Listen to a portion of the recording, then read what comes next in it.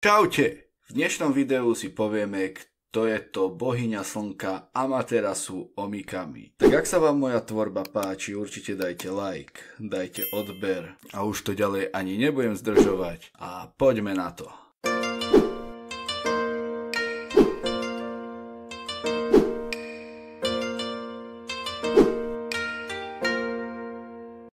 Amaterasu Omikami alebo aj Amateras je bohyňa v šintoistickej japonskej mytológii. Je považovaná za zakladateľku japonskej cisárskej línie. Mýtus o Amaterasu je jeden z najpopulárnejších mýtov o slnku a reprezentuje víťazstvo svetla nad temnom.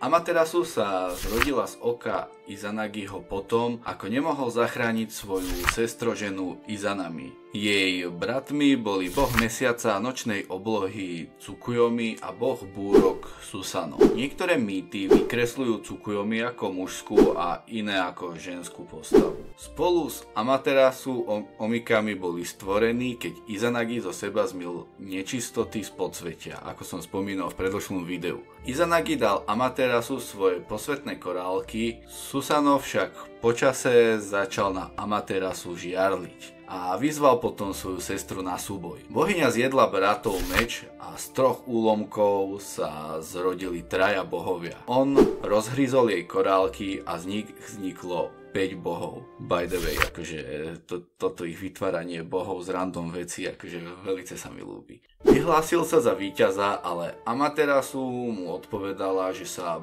bohovia narodili z jej korálok a vyhrala teda ona. Susano sa ale nahneval a Amaterasu sa utiahla do jaskyne a nechcela výjsť. Napokon sa zemskí bohovia rozhodli Amaterasu z jaskyne vyvábiť. Podarila sa to, až keď bohyňa Uzume začala tancovať pred jaskyňou, čo vytvorilo Rámus. Amaterasu sa chcela pozrieť, že čo sa deje, tak vykúkla von a uvidela sa v zrkadle. Ostatní bohovia jej povedali, že je to jej náhrada. Amaterasu sa zadívala do svojej krásy, vyšla z jaskyne a slnko začalo opäť svietiť vo svete. Mýtus o nej mohol mať pôvod v pozorovaní zatmenia slnka. Kultúry obyčajne uctievajú slnko ako mužskú postavu a boha a niektoré ako ženskú postavu či bohyňu. Japonsko je však výnimka, keďže slnečná bohyňa získala hlavnú dôležitosť. Zvýšenie dôrazu na Amaterasu Omikami v Kojiki v porovnaní s mierne neskorším dielom Nihon Shoki je považované za priamy dôsledok viery a preferencie cisára Tennu, ktorý nariadil kompilovať Kojiki. Vládcom sa stal v roku 673, potom ako zosadil svojho synovca po bratovej smrti. Svoje víťazstvo pravdepodobne pripisoval Amaterasu. V rovnakom čase sa zvýšil tiež vplyv veľkého chrámu v Ise.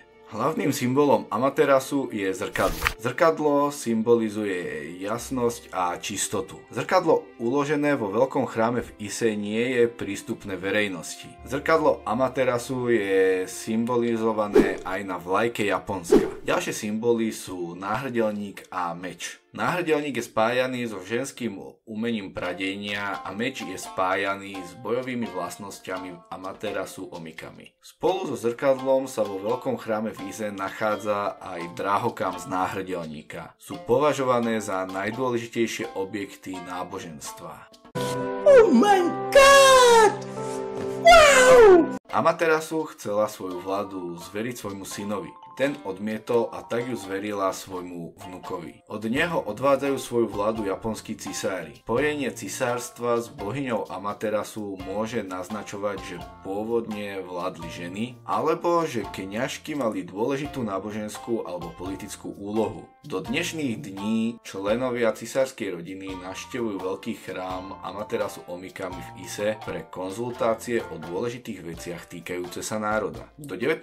storočia ich sprevádzali tisíce ľudí, no v dnešnej dobe sú návštevy súkromné. No a tým by som to aj ukončil, tak ak sa vám moje video páčilo, určite zanechajte like, dajte odber, stojí vás to sekundu vášho času, mne tým veľmi pomôžete a budem vám naozaj vďačný. Ak chcete, aby tento kanál rástol, určite toto alebo nejaké z mojich videí zdieľajte. Tak majte sa krásne, napíšte básne a vidíme sa pri ďalšom videu.